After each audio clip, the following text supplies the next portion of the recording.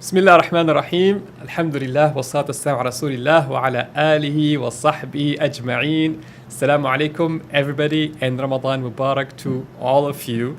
And thank you for those of you who are joining us live from Facebook, from YouTube, from LinkedIn, and wanting to learn more about biohacking in Ramadan. So the start of Ramadan, we wanted to start a new experiment. I reached out to my good friend Richard Jordan, the wellness instructor at Productions Company and a holistic health and wellness coach, and asked him, there's all this amazing science about biohacking that's out there. What would happen if we experimented and see how it went and what it means to impact our energy and focus in Ramadan?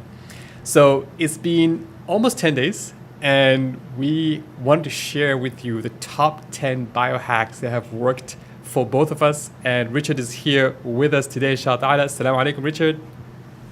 Wa alaikum salam. How are you, Muhammad? Alhamdulillah, I am good. I'm still standing. I'm still standing. It's middle of the day, and I feel like there's a lot of questions. Yesterday, we published an article. For those of you who are following us on our email list, we published an article that you wrote called the 10 Biohacks for Ramadan. You can find this article on our blog at Productions Company. And today, I wanted to go over this article and explain what it means and kind of how we get there. So let's get straight to it, Richard. I think the first question is this word biohacking. It sounds a bit freaky. What is it? What is biohacking? Does it mean like, popping pills or, plugging myself to the wall or put a chip in my brain? What is biohacking? It can mean that, but that's not what we're going to focus on hopefully today. But it's a term that, as I said in the article, it really runs a spectrum. And if you were to really think about it as any way that you can impact your physiology or psychology, for instance, in order to accomplish any goal, right? So that could be through aligning yourself with rhythms, circadian rhythms. It could be getting back to nature. It could be supplements. It could be technology. It can be really a lot of things. The first step is awareness, as I put in the article, because you'll hear about hacks and you need to know if something's right for you or not. Sometimes that means consulting with a physician, and other times it just means giving it a try. For instance, if it's food-based or if it's sleep-wake rhythm-based, and just seeing what works best for you for your performance towards your goals. I love that. Love that. And when you say sort of the biohacking piece, I know that some people might freak out. Like, hey, what are you guys talking about biohacking in Ramadan? Like, are you guys cheating Ramadan, trying to make fasting easier? What do we mean in the context of Ramadan, the biohacking piece? Yeah, so I wrote something recently also about wellness and talking about what wellness means in the Islamic context, right? And from shukr to sincerity and integrity and living in alignment with our purpose and clarity of our intentions, and making sure that our lifestyle is in alignment to support the accomplishment, inshallah, of those intentions, right? So during Ramadan, it's a time for spirituality. That's the main objective, is getting closer to Allah, and performing more ibadah, and all of us want to do that. We have the intention to do that, but just due to all the things that we're always talking about, you and I, and then also in the masterclass, like the uphill battle, right, that modern people, certainly modern Muslims, are facing in this world today, from the way that, from improper sleep patterns to the quality of the foods that we're eating, as well as just unmitigated stress from so many different factors, and sedentary living, etc. Right? So if we're fasting, which is good for us spiritually, mentally, and physically, but we're pairing that with an inflammatory, let's call it, lifestyle because of all those other things I just mentioned, then it can leave us compromised, and we're not showing up as our best selves spiritually, right? So people might think that it's easy to show up spiritually if you're physically and mentally compromised, but it's not. If you're not feeling well, then how can you show up as your best self? So that's the purpose of us talking about biohacking, so that we can perform better spiritually during Ramadan, and inshallah after Ramadan as well. Because let's face it, a lot of what we're talking about is about new habit formation in some cases. Yeah, 100%. And it's funny, like I personally, like I said, we've been experimenting this for a few days, and just being conscious of these sort of biohacking choices and implementing some of them, it made a difference. It made a difference in how you show up for prayers. It made a difference how how you focus in your recitation of Quran. It made a difference on just taking Ramadan. A lot of people sometimes they enter Ramadan with this sort of dread, or they struggle with Ramadan sometimes. And especially when this now we go this mid Ramadan slump comes in, right? When it all adds up, that lack of sleep, that the food we've been eating, everything adds up. The sedentary lifestyle adds up, and then this is the time where it hurts the most. And then the last 10 nights come, and people are just like pushing themselves. But like you said, they're not coming from a position of strength. It's more like just trying to survive Ramadan versus thriving and really being their best. And what these techniques we're going to share is really about is being able to be their best, which is very powerful. So let's jump straight into it. Yeah, go ahead. Yeah. What you just said, it's I know this is kind of a very apropos, but it's like we sometimes it's like we want to have our cake and eat it too. How applicable. But the way that we want to perform, for instance, in our ibadah, and try to follow the example of our Islamic predecessors, the Prophet ﷺ, and our predecessors, we have to keep in mind that they didn't have the some of the challenges that we have. We don't have some of the challenges they have, but certainly they don't have a lot of the things we were just talking about from the lifestyle problems that take us out of alignment with how we're designed to operate, right? So that's a lot of what this hacking is about. 100%, 100%. So let's go down the list. I think, again, for those who are just joining us right now, we are going over the article that we published, Richard published yesterday on the 10 biohacks for Ramadan. And it's a very extensive article. You can see that it covers a lot of hacks. We explain what biohacking mean, why we're Ramadan. And we're going to go one by one on these biohacks and kind of explain what it is. So the first biohack we have here is basically the the wear blue light blocking glasses at night. So what is that, and how does it work, and why does it work? Yeah, and I'm going to be at risk at causing myself at 2 p.m. in the afternoon to get super sleepy right now, but I'll stick them on.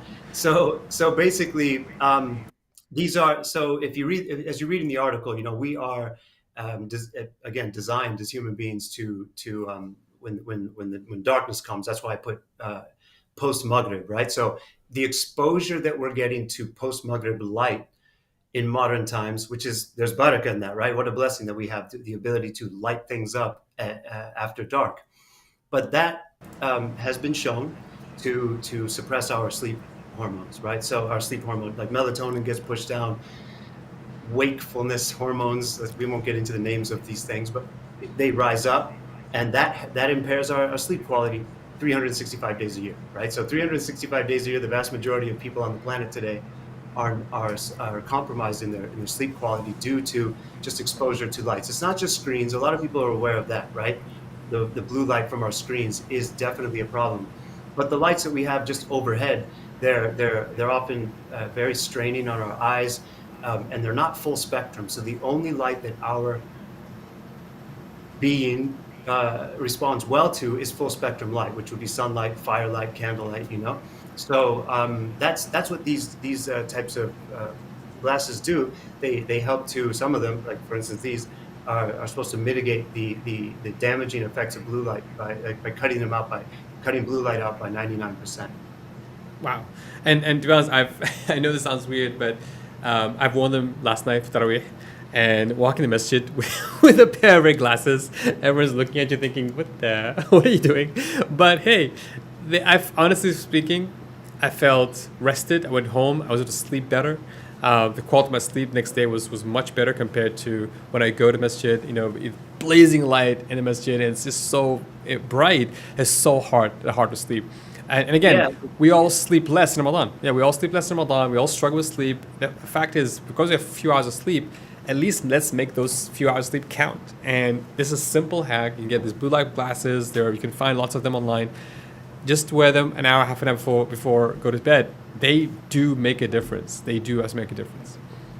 Absolutely. As long as you can before bed. I mean, even, I know it sounds incredibly, it's a big statement for me to say this, but even 15 minutes, like I know people who put them on 15 minutes before thinking they're going to do some work, read a book or whatever. And that's why I made that little joke. Like they put them on and you feel your eye muscles relax, and all of a sudden, melatonin starts to rise because your eyes are registering darkness and at the right time of day, and sleepiness comes on, and that's what we want, right? As you just said, if I'm getting 4.5, depends where you live right now. Alhamdulillah, I'm getting 4.5 to 5.5 hours of sleep. Some people are having it, more difficult in the northern hemisphere.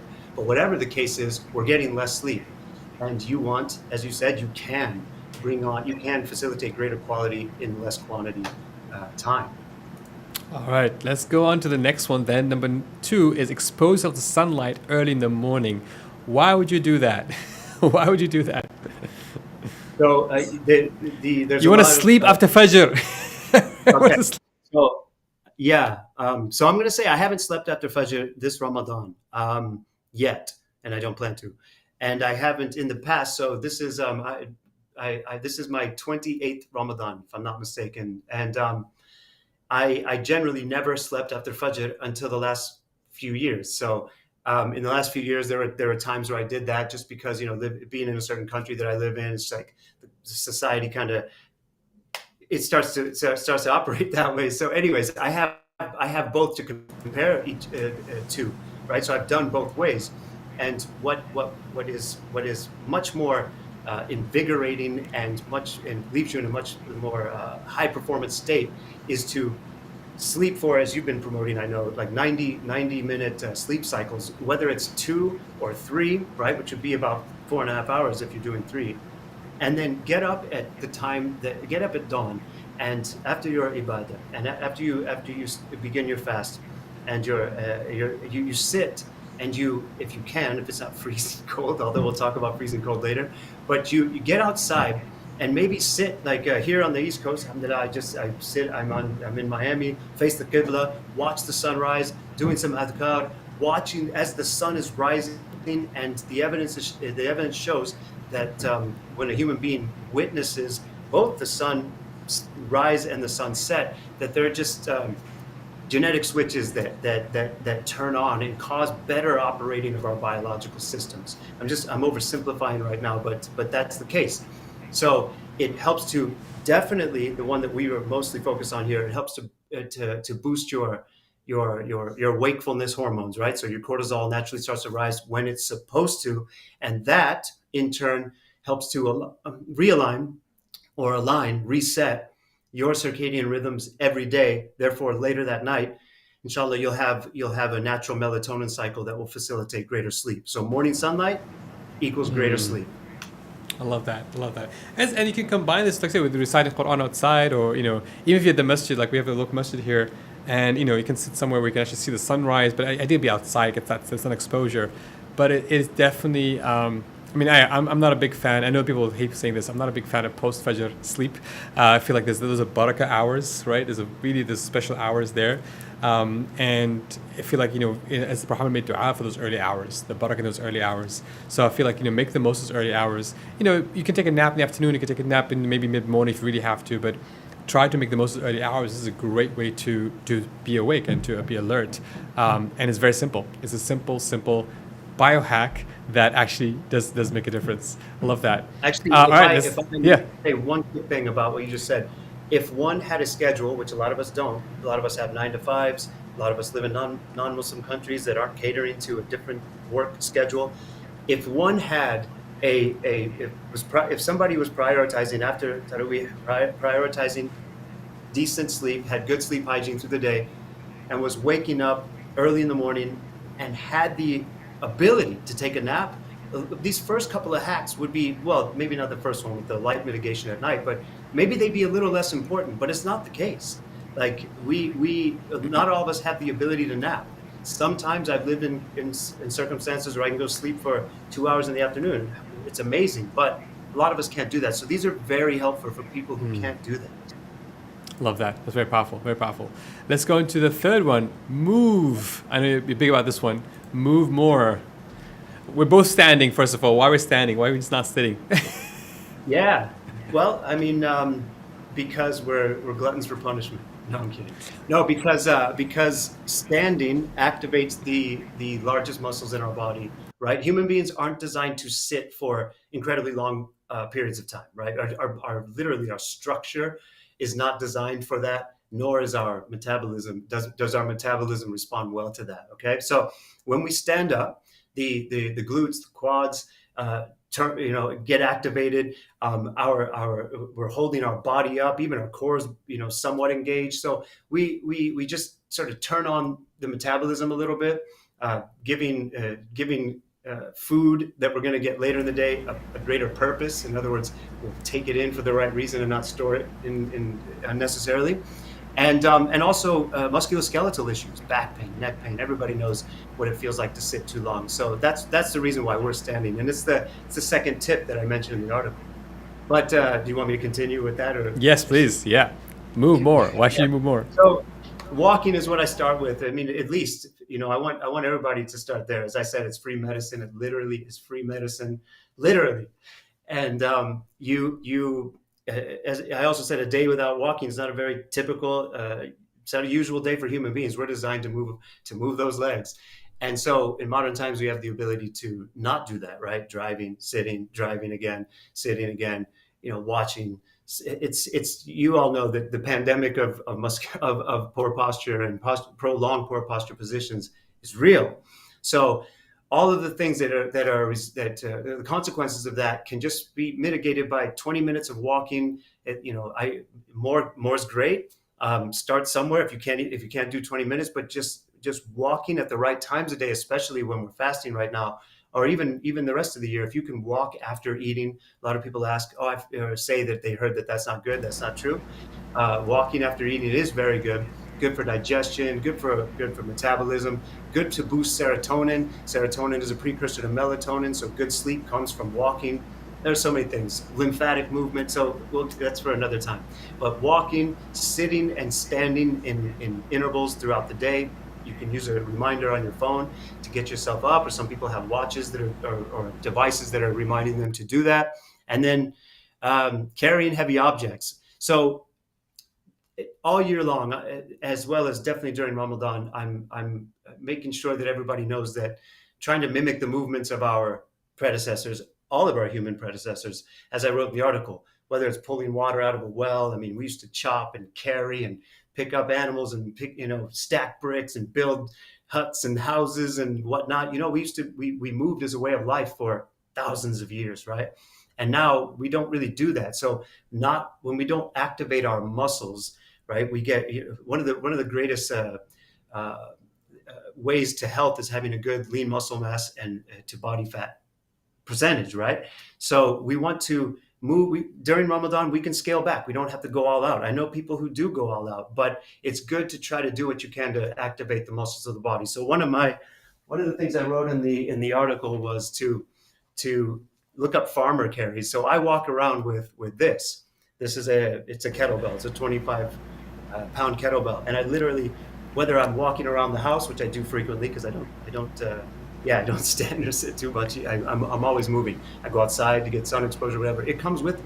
I walk, I carry it in one hand, switch it when it gets the grip gets a little bit tired, and just walk around carrying a heavy object. It's not too intense, but it does on the Whoop. It registers a much greater strain at the end of the day, and then if I don't do it. So it's just that's an easy hack. The other one I recommend to everybody is we have the salah to remind us to do anything. When it's not Ramadan, I tell people if you need to develop the habit of hydration, use the salah, drink a glass of water around salah time, right?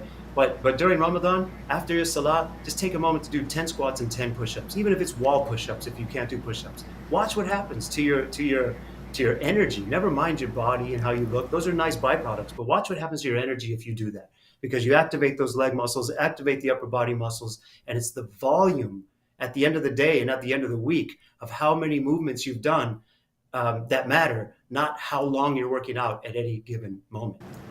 Wow, love that. Just a couple. So again, just to make sure this is very practical, you're saying walking minimum, is it 15 minutes, 20 minutes walking a day? A solid 20 minutes straight is what I would say should be the minimum. Okay. And the carrying heavy object, how long? How many? Like 10 minutes, like half an hour, 1 hour? Oh, no. Well, I mean, really, just even if it's like I said, I will bring it out of my room to the living room. I'll bring it to the office. I'm just walking with a heavy object. That's a hack. It's very beneficial. You're loading the whole body, gravity, and a weight in your hand. switch hands. Don't get something that's impossible to carry, right? It's mimicking the old ways, right? So, and then, but if you want to do a workout, 10 minutes, 7 minutes, 10 minutes, there's a 7-minute workout. It's famous. People can go look up the famous 7-minute workout. It's a little bit intense though. Those 7-minute workouts might get your heart rate up more than you would want, maybe, if that's not your goal to get your heart rate up.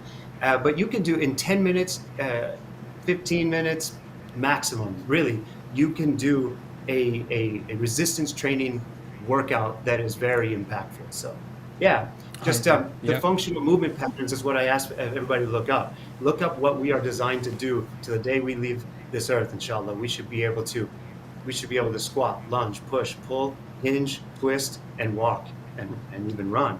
So those things we want to get efficient with, and that's where I would have you start. But start with it. If you can't do it, start with a professional who can do some corrective work to get you functional. Love that. And I definitely felt like a few times, I remember I was sharing with you that I was feeling tired, maybe that 10 o'clock, 11 o'clock in the morning, you start feeling that dip in energy, and then I'll just go for a walk or I'll do a quick exercise or do 10 squats, and just you get that burst of energy. You think, wow, you think you get more tired, but actually it gives that energy which pushes you through further, which is amazing.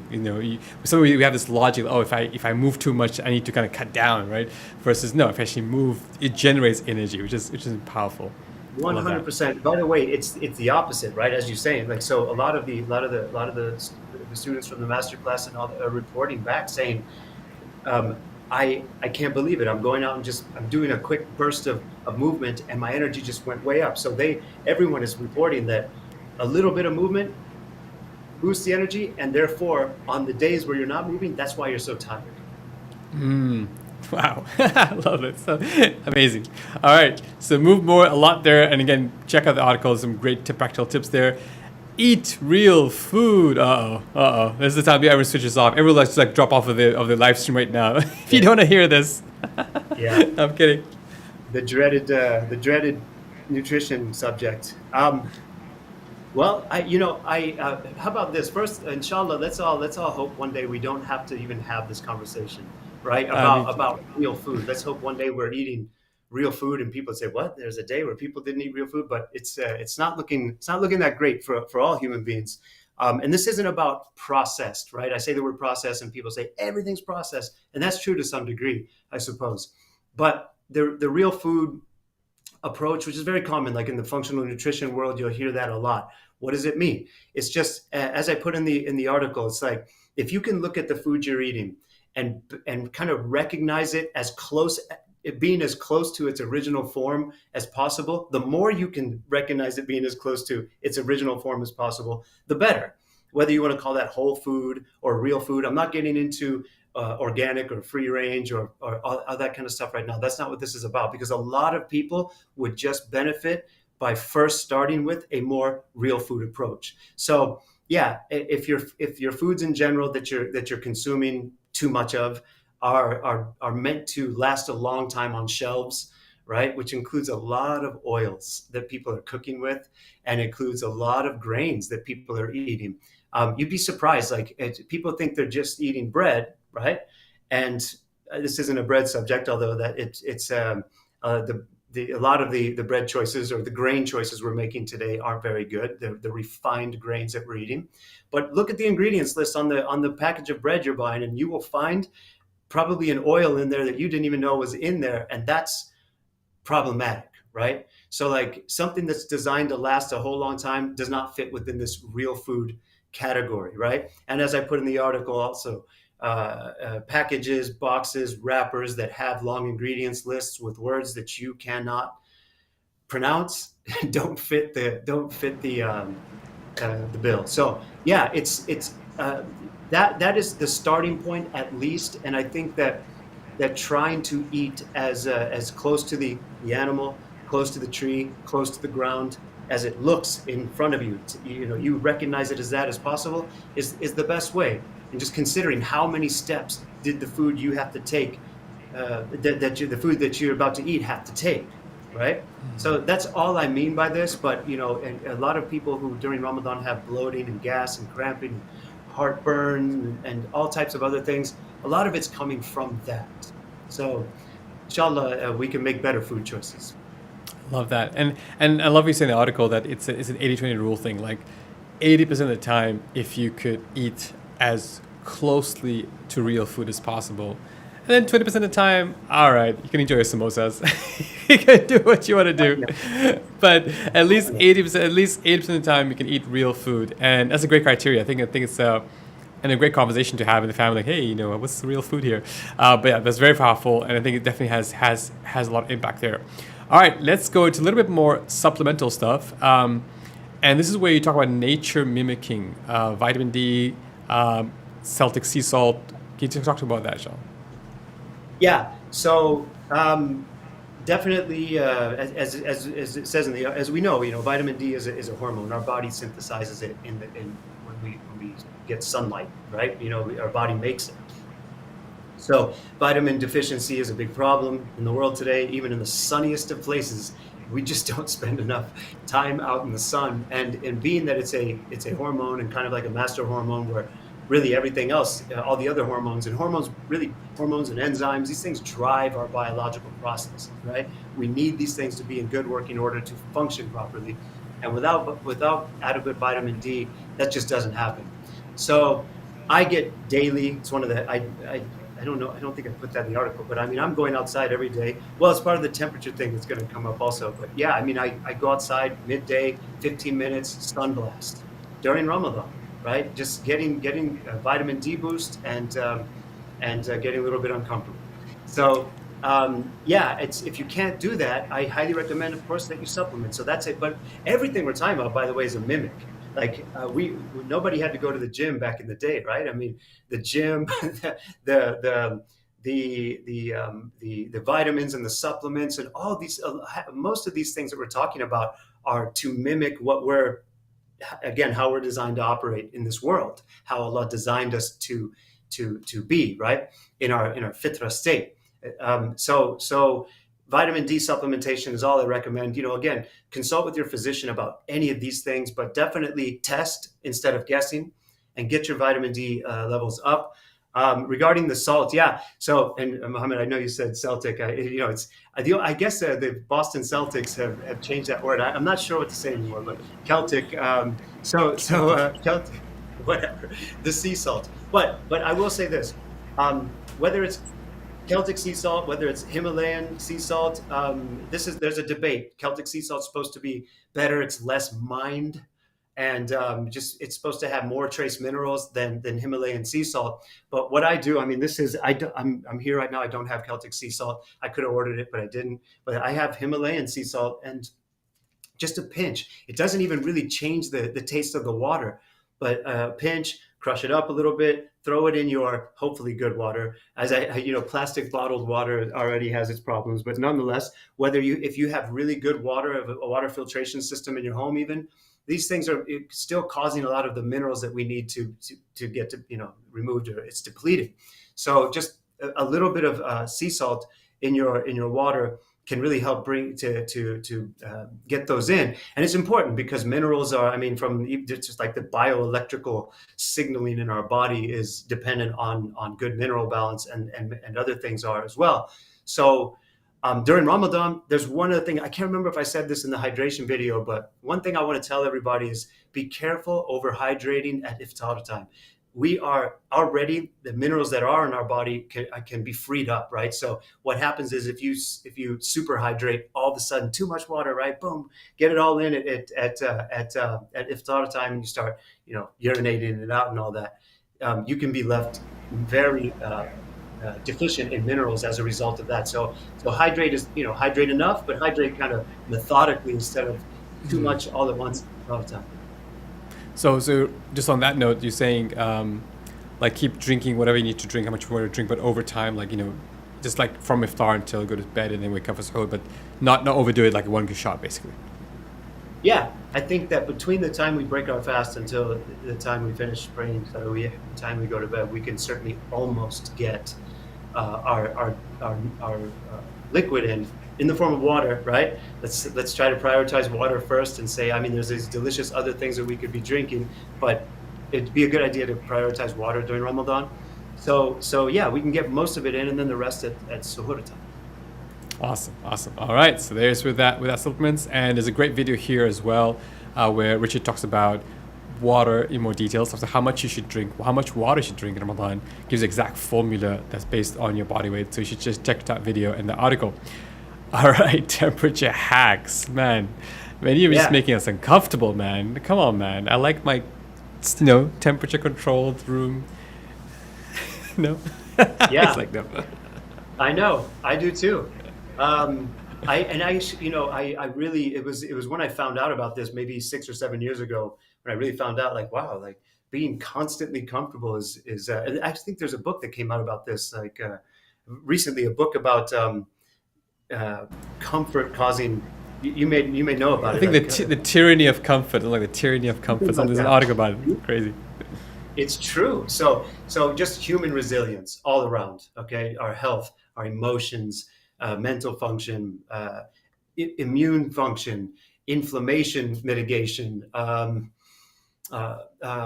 metabolism. One fun thing about cold exposure, right? So cold exposure. I have an ice vest.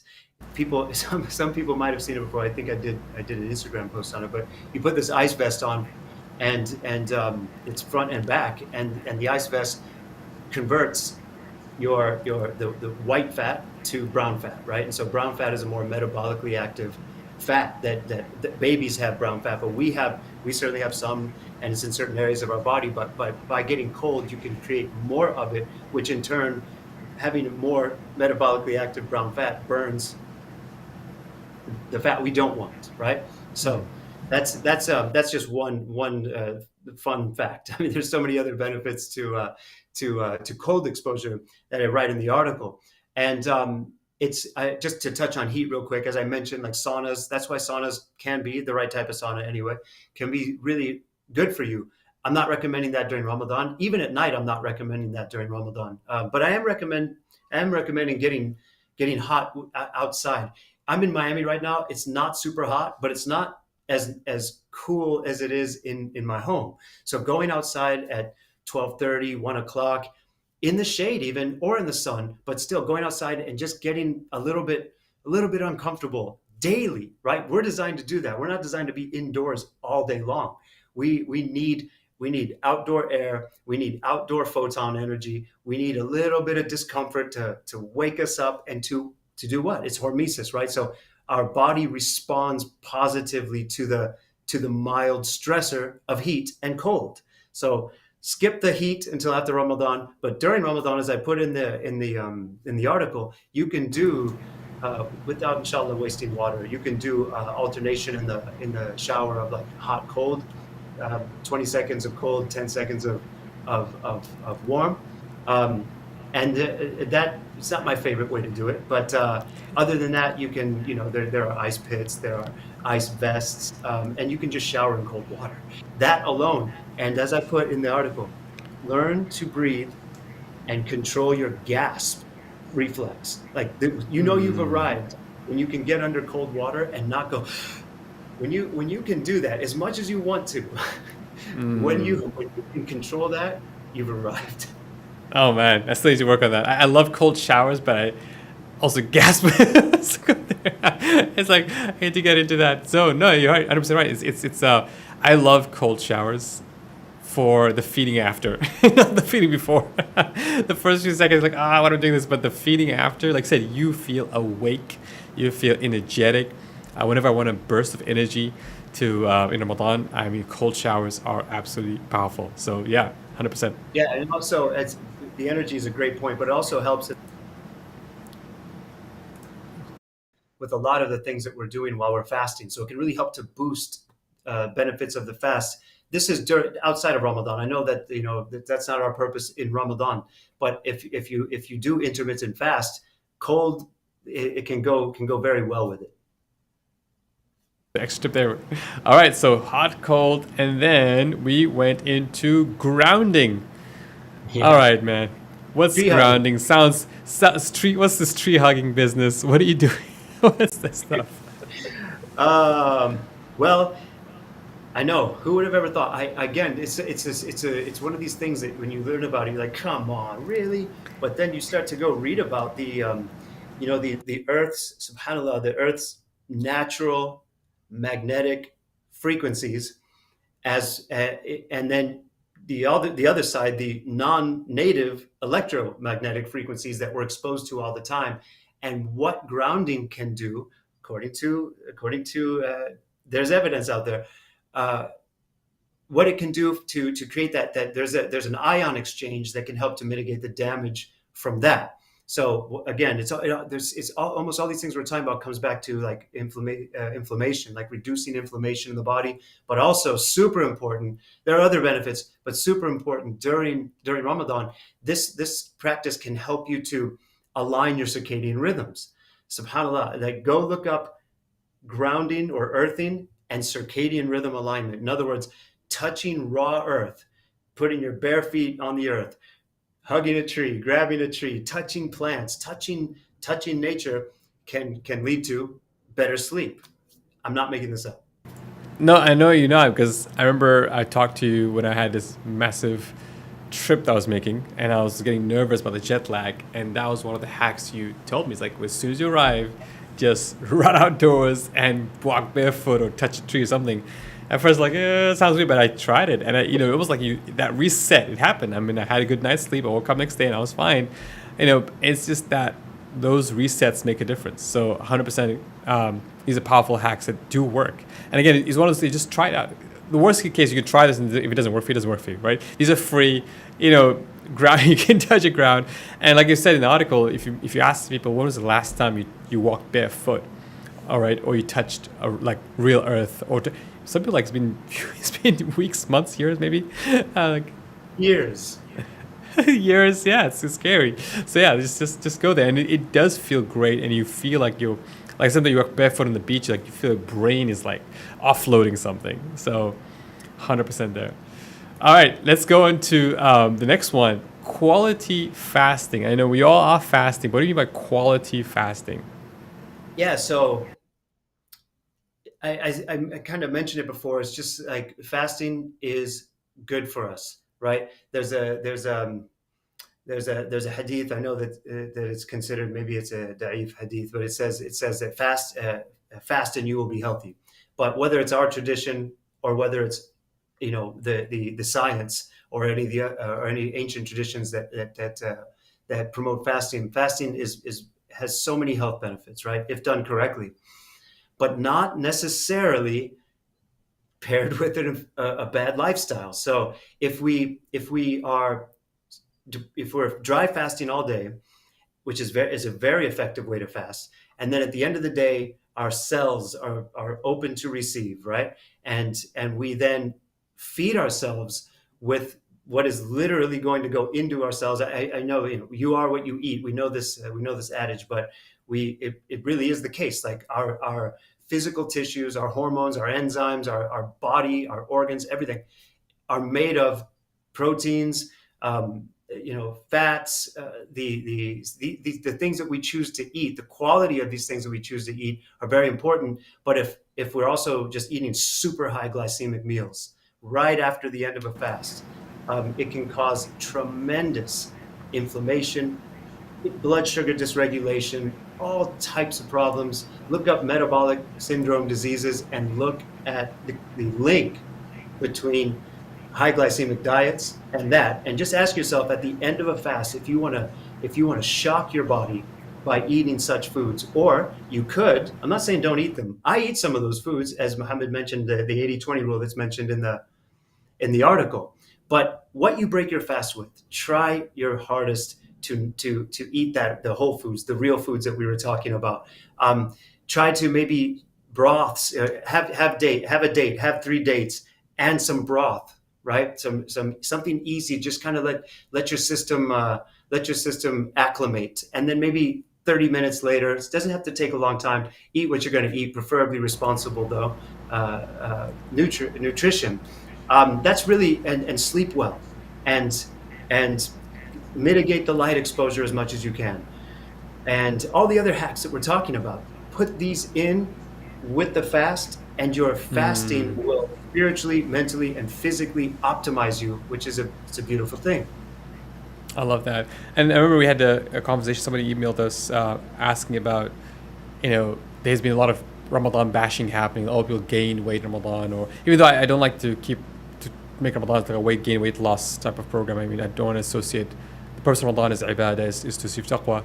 But there's this people say, oh, Ramadan people gain weight, lose weight, and you respond back saying, the reason why we gain weight because the way the sedentary lifestyle, the way we eat, all those other factors lead up to that, right? If you fast properly, like you said, fast properly, eat well, sleep well, do the other stuff that we talked about in this article, then you'll see tremendous benefit of fasting, both physically and spiritual as well.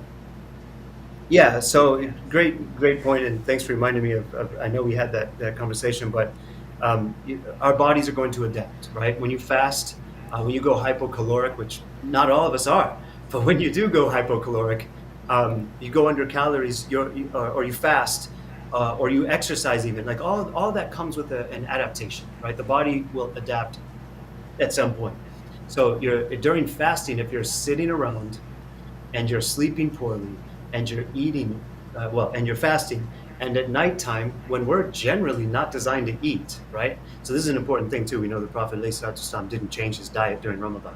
We do, but he didn't, right? And you can, they probably didn't. So they have iftar and sahur. But the type of food doesn't necessarily have to change. Does it have to? I know we want to have a good time, but the food quality matters. And so if you have all of those things not going well, then you can gain weight, because as your body adapts and starts to hold fat for survival reasons, right? Because it's a super shocker to the body, the whole thing, right? Then you could potentially gain weight, or you might lose muscle and hold body fat. That's not a good thing either, right? So there are all types of scenarios that can manifest. It doesn't just have to be weight gain, but some people do. I personally know people who gain weight during Ramadan. So, and definitely should not be that way. All right. Okay. A couple more, and we can wrap up this up. Breath work. What's Yeah. about breath work and as a biohack? Whoops, a biohack for Ramadan. Yeah. So, it's the superpower, right? So, breath work is our human superpower in the sense that we can literally impact our emotions, our thoughts, our nervous system at every single second, right? I know it sounds easier said than done, but many of us are aware of what's being taught in mindfulness practices these days, breath work, strategic, tactical breath work practices. So the way that we breathe is going to literally send I say literally, but you know what I mean. So it sends a message to our nervous system each time we take a breath. So if we're breathing shallow from the chest, it's going to send it's going to activate the fight or flight sympathetic branch of the nervous system. If we're breathing from the diaphragm, nice and deep breaths from the diaphragm, steady, even breaths from the diaphragm, it has a different impact. It can shift us into the parasympathetic branch of the nervous system, which is also known as rest and digest. So human beings do not digest and absorb food and nutrients well when we are in sympathetic mode. So we're in fight or flight because of our stress, our deadlines, our light exposure, our environmental toxins. You name it. There's all these things that we've been talking about that can potentially be a stressor that ends up in the cumulative stressor spectrum.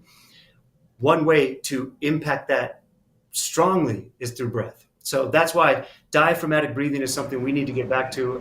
Human beings did not used to breathe the way that human beings breathe today. It's a fact. At least 75% of the world is breathing backwards. So we have to always make an assumption. This is what I talk about in light of Islam. The early generation of Muslims, and even 100 years ago, we would have to assume they didn't have an inverted breathing pattern. They didn't lose that ability to breathe the way that human beings are supposed to breathe. And therefore, when they were reciting Quran, when they were praying their salah, they were doing that naturally, which has tremendous benefits when it comes to focus, right? So focus and relaxation, relaxing the body, bringing down, regulating the nervous system. All of that is what we can achieve through breath work. So to digest our food better, to have more focus in our ibadah during Ramadan, I recommend that you find a resource, Breathwork. I know you mentioned the Breathwork app. There are YouTube videos. There are all types of ways to learn to begin learning to diaphragmatically breathe. Watch the qaris. Go type in one of the greats, right? Look up the qaris when they recite slowly, and how they might take 3, 4, maybe 5 breaths, but a lot of them less breaths per minute, right? And when they're reciting, it turns out that slowing our breath down is that's where we get the benefits. That's where we get all the benefits I just mentioned. As a way of life, though, we don't have to breathe as fast as we're breathing. But one way to train that is it can be done through reciting Quran. You will fix your breath just by reciting Quran, which again is not the reason to recite Quran, but it will happen as a byproduct, inshallah.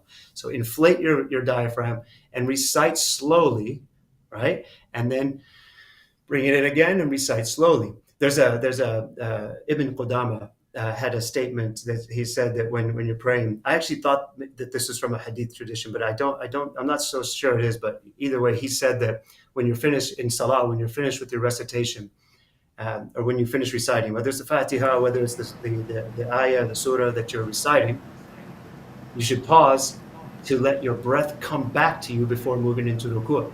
You have to just by reasoning, you have to imagine that means your breath was out of you. So pause, let it come back, and then move. So just think about that.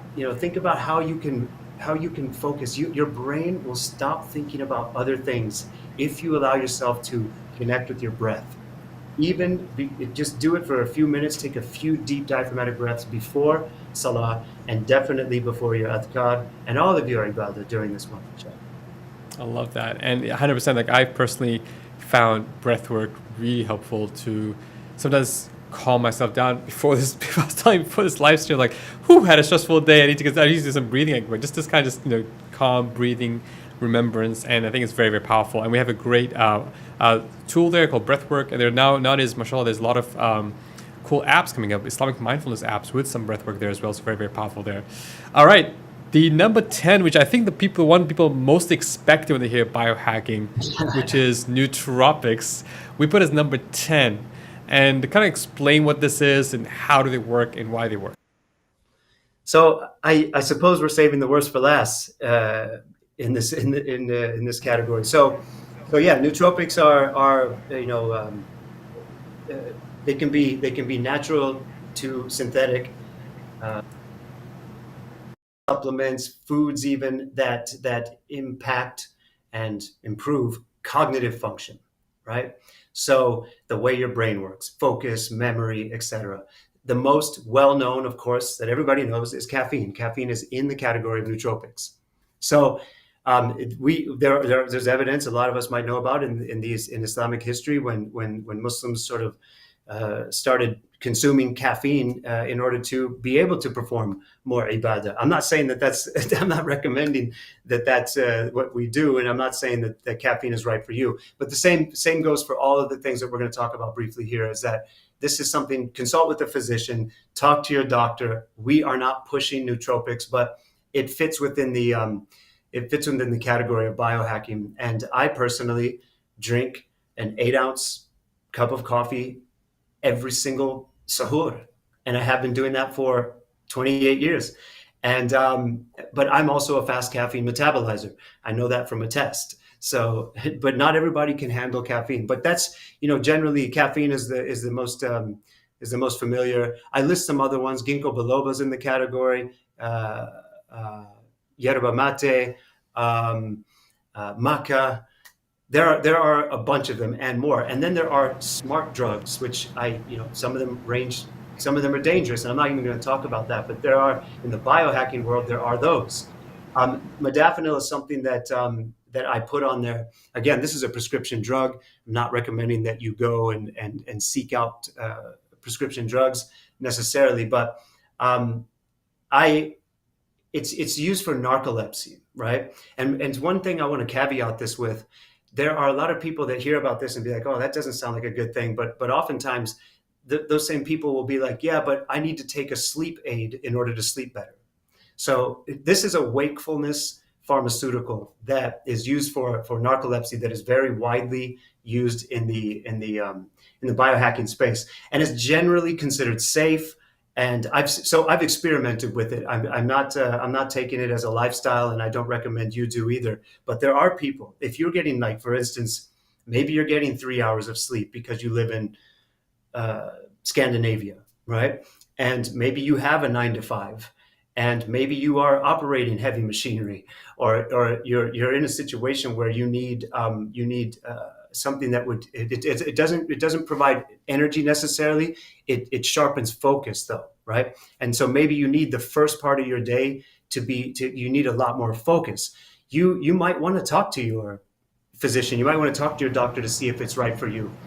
So yeah, I think that it fits within the spectrum, and it's something I tried. It was in the beginning of the day. I was able to get a lot of work done in after 4.5 hours of sleep, and yet, as you and I have talked about, I still got tired. I still was very hungry. I was by after somewhere between Dhuhr and Asr, I was ready to consider a nap, although I couldn't take a nap. So it doesn't cheat the experience of fasting, but nevertheless, we probably should not be only sleeping for 3 hours a night for a straight month. So for some people, this might be an option that works. Awesome. Yeah, and like I said earlier, like I love the last point is all of these biohacks, as much as they do work, they're not gonna make Ramadan easy, right? But they'll definitely make it much more manageable, especially for those who need to be high performers. That's why we titled this article 10 biohacks for high performing Muslims in Ramadan. Sometimes, if someone's like, okay, a lot of these biohacks are actually natural, right? Like getting some sun in the morning and making sure you try to mitigate some of the aspect of the light. And the challenge for us sometimes is trying to, like, with the lifestyle we have today, what can we do to maintain our high performance across all areas of life, spiritual, work, family, across all areas of life. And these biohacks, they've tried, they tested, they do work. So we would love for you to explore, work on these, try these biohacks. Let us know in the comments, or let us know in the video if this made a difference. Also, we're starting, please join our Slack community. At the end of the article, we're actually starting a little bit of a biohacking, Muslim biohacking community. If you're interested, end of the article, you'll see a link here to our Slack community. So just check it out. Come and join us. Share your tips. We'd love to learn from you and share experiences. I think it'll be very powerful as a way to us to safely explore some of this stuff and see how it helps us live a more high-performing Ramadan, inshallah. Richard, any final words of advice before we wrap up? Yeah, my final words would just be a reminder that this is all the great mimic. That's what I keep calling it. Like, all of these biohacks are the great mimic, right? In some cases mimicking our human predecessors, in some cases mimicking our Islamic predecessors. But either way, we're trying to align we're trying to either actually align with a more natural lifestyle, which is kind of how the list starts off, and then, well, other than the blue light blocker glasses, but still, it's for the same purpose to align with our natural rhythms. And in the last resort, there are more maybe aggressive measures. But nevertheless, it's for the purpose of mimicking, so that we can have greater performance in Ramadan, greater performance in our spiritual path, and greater performance in life after Ramadan, inshallah. Greater quality of life, inshallah. So I may Allah give everybody the best success and performance this Ramadan. And Ameen. I hope. Absolutely. Jazakallah khair, Richard, for that. And for those of you, inshallah ta'ala, who join us, we hope you find this useful and beneficial. Richard Jordan is our wellness instructor at the Productive Muslim Company. He runs the Wellness Masterclass, which runs once or twice a year. So if you're interested, go check out productivemuslim.com/wellness, and you can add your name to register your name for the next cohort, inshallah ta'ala. And with that, I wish you all a high-performing Ramadan, a blessed Ramadan, a Mubarak Ramadan. Jazakumullah khair. Assalamu alaikum wa rahmatullahi ta'ala wa barakatuh.